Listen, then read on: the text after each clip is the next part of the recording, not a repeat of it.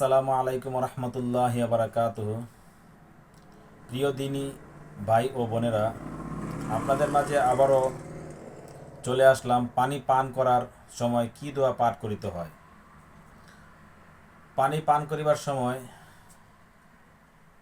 এই দোয়াটি পাঠ করিতে হয়, তা হলো ওয়াসাকাহুম রব্বুহুম শারাবান তাহুর।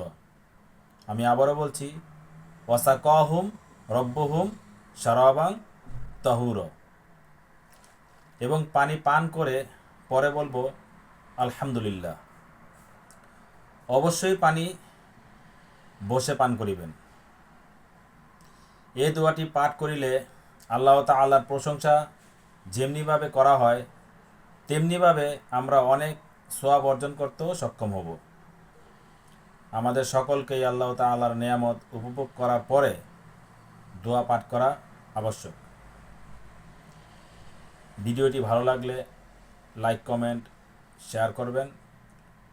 নতুন নতুন ভিডিও পেতে আমার চ্যানেলটাকে সাবস্ক্রাইব করে পাশে থাকবেন। আসসালামু আলাইকুম রহমতুল্লাহি ওয়া বারাকাতুহু।